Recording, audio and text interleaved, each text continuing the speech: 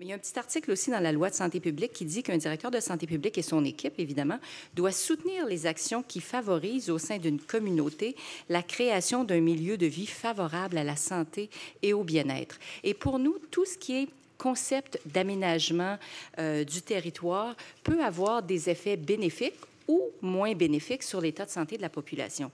Donc, quand une communauté vit dans un milieu de vie qui est sain, un milieu de vie qui est sécuritaire, qui est attrayant, qui est solidaire, ça a un impact direct soit sur la réduction des maladies chroniques, la réduction des traumatismes, la réduction des effets à la santé liés aux activités anthropiques, au changement climatique et aussi sur la réduction des inégalités sociales.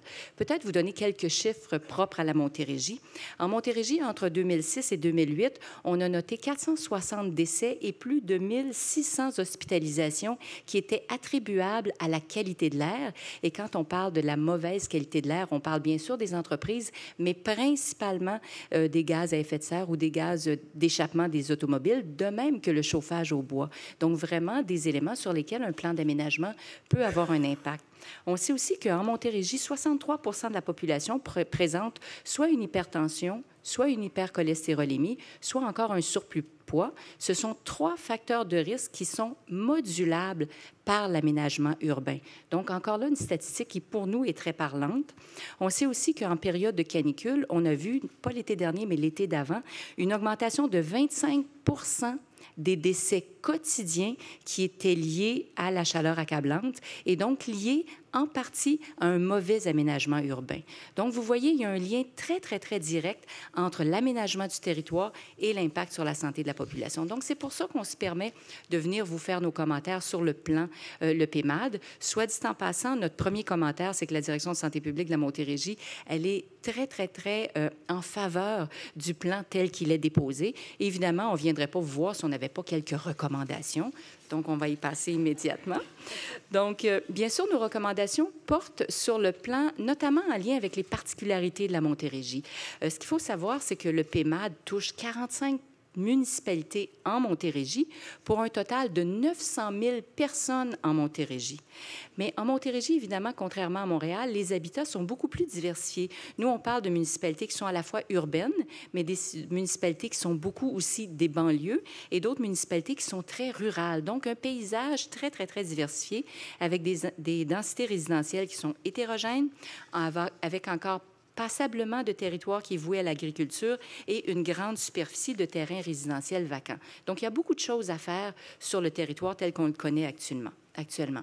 Toujours en termes de situation particulière de la Montérégie, l'offre de transport en commun est très limitée et surtout dessert, dans le fond, le citoyen qui travaille à Montréal, mais dessert pas bien l'intérieur de la Montérégie entre elles et elle est même l'offre de transport quasi inexistante dans certaines municipalités.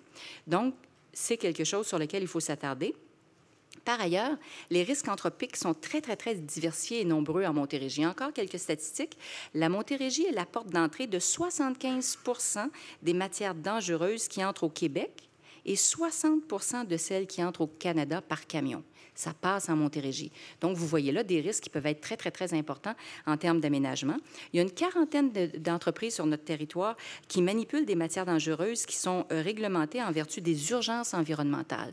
Donc, ça non plus, c'est pas rien. Et évidemment, on a un vaste réseau routier. Donc, tout ça sont des particularités de la Montérégie qui ne sont pas toujours prises en compte à leur juste valeur dans le PEMAD. Si on regarde, par exemple, les quartiers de type TOD, ces quartiers-là qui sont très, très, très centrales ou très centraux, pardon, dans le PEMAD, c'est un concept qui est bien adapté au milieu urbain, peut-être pas toujours aussi bien adapté à certains milieux en Montérégie. La densité actuelle, en particulier de la couronne sud, favorise pas nécessairement les quartiers de type TOD, la preuve étant que sur les 156 quartiers de type TOD qui sont soit présents ou anticipés comme projetés dans le plan, mais là-dessus, il y en a seulement 31 en Montérégie, tout ça pour 900 000 de population. Il me semble qu'il pourrait y en avoir un petit peu plus, ça pourrait être un peu différent. Donc, on pourrait mettre un petit peu d'emphase là-dessus.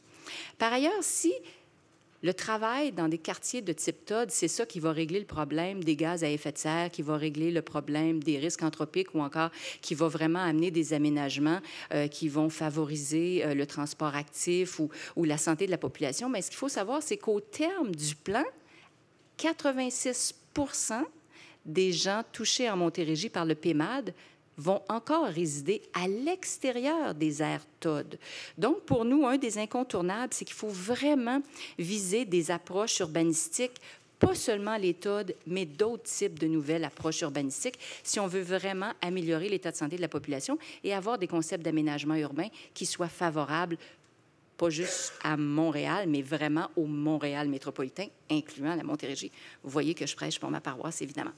Alors, si on regarde le volet de la densification, qui est aussi au cœur du projet, ce qu'on souhaite pour la Montérégie, c'est prioriser les efforts de densification dans les milieux qui sont déjà construits. Donc, on parle de revitaliser, de réaménager les quartiers qui sont anciens, mais qui sont déjà existants, et idéalement, densifier les noyaux urbains, mais aussi les zones contiguës à l'intérieur du périmètre d'urbanisation. Un incontournable pour nous, c'est qu'on doit avoir une variation progressive de la densité ou de la densification autant à l'intérieur des aires TOD qu'à l'extérieur des aires TOD. Vous allez voir, c'est une petite cassette chez moi, intra-TOD, extra-TOD. Il faut vraiment penser à l'extérieur des aires TOD pour la Montérégie. Quand on parle d'assurer un transport adapté à la réalité des municipalités de la Montérégie, notamment, évidemment, je vous le disais tantôt que la desserte Montérégie-Montréal, pour les gens qui travaillent à Montréal, est pas si mal. Mais il faut aussi augmenter la desserte du transport collectif intermunicipal et intramunicipal parce que plus de 50 des travailleurs de la Montérégie travaillent en Montérégie, ne travaillent pas à Montréal. Mais c'est très difficile de se déplacer à l'intérieur de la Montérégie. Plus facile vers Montréal, moins à l'intérieur de notre territoire. Juste une autre statistique, la part modale du transport collectif à l'heure de pointe en Montérégie, c'est 13 %. Alors, la dépendance à l'auto, elle est très, très, très élevée en Montérégie. Puis quand on dit que certaines aires TOD, ce sont des grands stationnements incitatifs, on n'est pas en train de diminuer l'utilisation de la voiture. Un peu, oui, mais peut-être pas de façon optimale. Il faut donc implanter des services de transport collectif qui soient alternatifs, notamment en milieu rural. Il faut bien sûr accorder une place de choix au transport actif et viser la multimodalité et l'intermodalité. Bien sûr, les aménagements, comme je disais tantôt, les aires TOD, c'est bien beau. L'aménagement doit toutefois dépasser simplement le concept de TOD et doit s'étendre sur l'ensemble du territoire de la communauté du Montréal métropolitain. Donc, pas seulement là où on a des aires TOD. Je vous ai donné une liste d'exemples. Assurer la mixité sociale, préserver et augmenter le nombre d'espaces verts, aménager des milieux favorables au déplacement actif, intégrer la sécurité de l'ensemble des usagers, adapter l'offre de transport et de logement, notamment à la population vieillissante, et rendre les services accessibles en transport collectif, notamment aux populations vulnérables. Donc, quand on parle de planification de l'aménagement, il y a tout ce dont il vient d'être question, mais aussi, il faut s'assurer que la planification de l'aménagement permet une cohabitation harmonieuse. Je vous parlais tantôt des différents risques anthropiques présents en Montérégie. Donc, il faut s'assurer de réduire certains risques à la source, mais il faut aussi prévenir les conflits d'usage. Donc, entre les usages sensibles, on parle des usages résidentiels, des usages genre les centres de la petite enfance, le réseau de la santé. Donc, il faut établir des zones tampons entre ces usages sensibles-là et les usages plus, je dirais, industriels, commerciaux. Et souvent, quand on parle d'étalement urbain, bien, on rapproche l'urbain ou le résidentiel de toutes sortes de contraintes qui existent dans le territoire et il faut prévoir des zones tampons. Un des risques ou un des problèmes importants à Montérégie, c'est vraiment la question du bruit. Si vous questionnez la population à Montérégie, 8 Montérégiens sur 10 vous disent être exposés au bruit. Donc, il y a certaines de ces contraintes-là qui doivent être prises en compte, et notamment par les municipalités qui ont des leviers importants pour agir sur ce type de contraintes-là.